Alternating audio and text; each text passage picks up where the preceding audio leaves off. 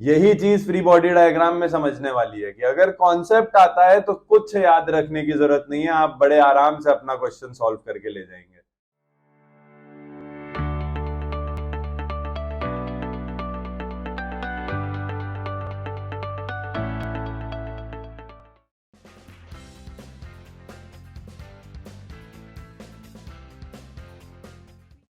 Hello everyone, I am Arnav Tyagi and I hope सब बढ़िया चल रहा हो। आज हम लोग फ्री बॉडी डायग्राम्स के क्वेश्चंस लगाने वाले हैं। तो हम लोग एक दो क्वेश्चन देखेंगे, हाँ, और उसमें देखेंगे फ्री बॉडी डायग्राम कैसे अप्लाई हो रहा है। मैं दो अलग अलग तरीके के क्वेश्चंस लेने की कोशिश करूंगा क्योंकि इन क्वेश्चंस को लगाने में थोड़ा सा टाइम लग जाता है, तो वीडियो बहुत लंबा हो जाएगा अगर मैंने उससे ज्यादा क्वेश्चन लगाए। तो मैं कुछ क्वेश्चंस इस वीडियो में लगाऊंगा और कुछ क्वेश्चंस नेक्स्ट वीडियो में लगाऊंगा। Before we move ahead with this, I would like to ask every one of you to go and watch the free body diagram का concept वाला वीडियो first, क्योंकि वही सारे concepts हम इस वीडियो में अप्लाई करेंगे। So let's get our learning on with DDT's echelon. So let us start with our first question. तो क्वेश्चन 1 का डायग्राम कुछ ऐसा दिया हुआ है हमें कि हमारे पास 4 ब्लॉक्स हैं।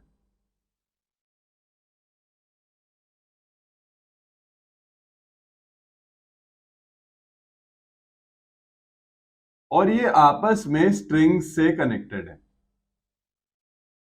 हमें ये बताया है कि ये पहले ब्लॉक पे कुछ फोर्स लग रही है F which is equal to 40 Newton,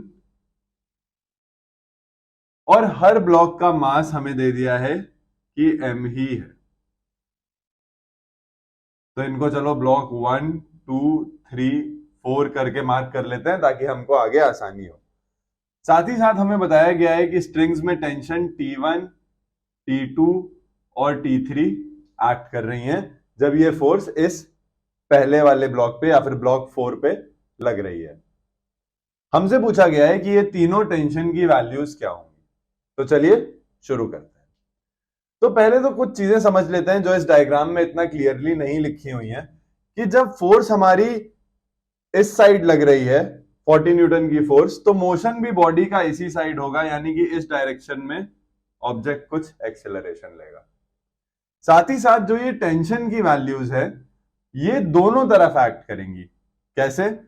ये ब्लॉक 4 ब्लॉक 3 को अपनी तरफ खींचेगा, तो 3 पे फोर्स 4 की वजह से एक टेंशन की वैल्यू लगेगी राइट से लेफ्ट में, और ये ब्लॉक 3 ब्लॉक 4 को अपनी तरफ खींचेगा, तो सेम वैल्यू की टेंशन ब्लॉक 4 भी फील करेगा ब्लॉक 3 की वजह से।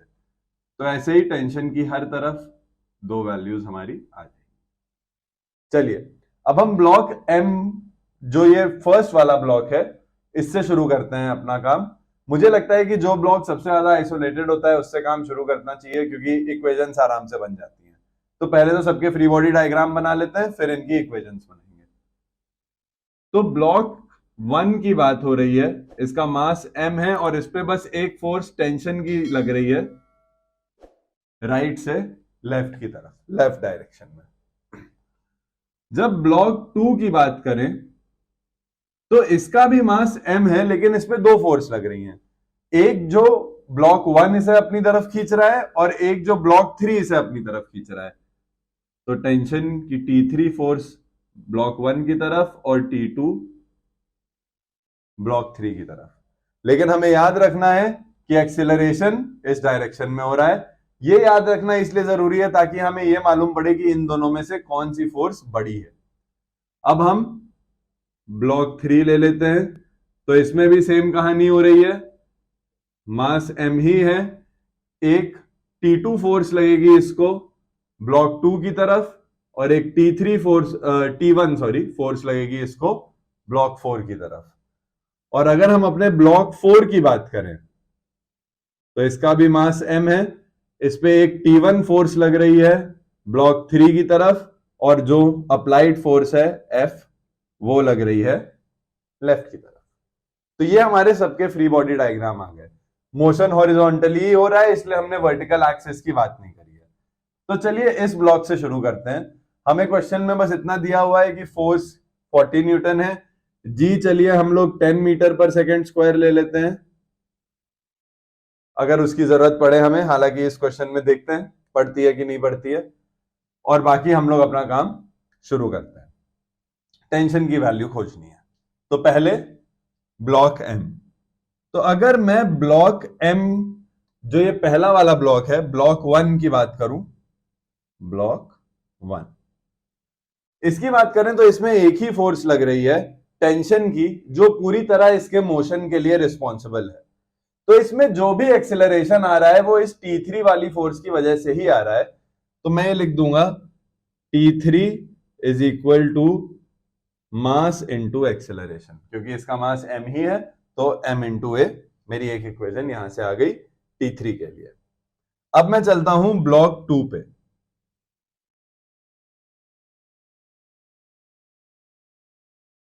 अब ब्लॉक 2 में दो फोर्सेस एक्ट कर रही हैं, T2 लेफ्ट की तरफ, T3 राइट की तरफ। लेकिन क्योंकि motion on the whole left की तरफ हो रहा है, तो हम कह सकते हैं कि ये T2 वाली फोर्स ज्यादा बड़ी है।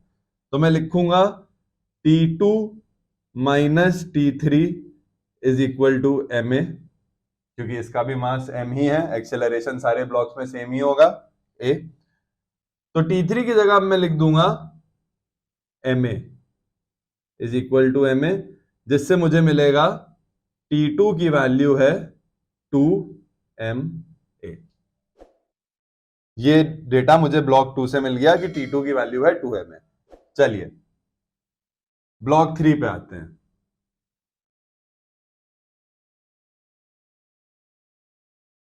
तो ब्लॉक 3 की बात करें तो फिर से सेम कहानी हो रही है, T1 लेफ्ट की तरफ, T2 राइट की तरफ, लेकिन on the whole motion left की तरफ है, यानी T1 फोर्स बड़ी है।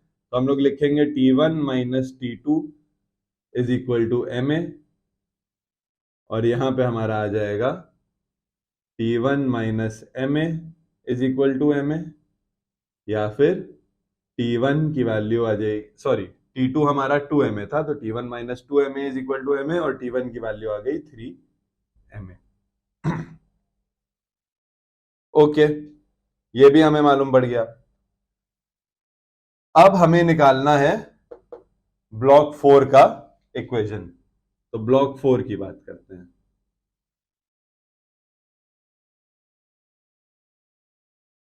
तो ब्लॉक 4 में दो फोर्सेस लग रही हैं, F लेफ्ट की तरफ, T1 राइट की तरफ। F की तरफ मोशन होगा, तो F minus T1 is equal to ma, जिससे मुझे मिलेगा F minus 4ma is equal to ma, या फिर मैं लिख सकता हूं F is equal to, sorry F minus 3ma आएगा यहां पे, F is equal to 4ma।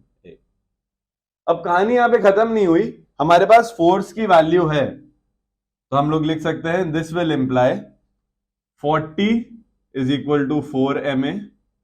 4 1 जा 4 10 जा, ये कट जाएगा। मैं m के फॉर्म में a की वैल्यू निकाल सकता हूं। मैं लिख सकता हूं a will be equal to 10 upon m metre पर सेकेंड स्क्वायर।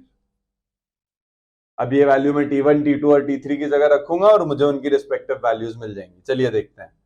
तो जब मैं ये T1 में रखूंगा, T1 हमारी 3ma थी, जो कि बन जाएगी 3m into 10/m, sorry mm कटा 30 न्यूटन।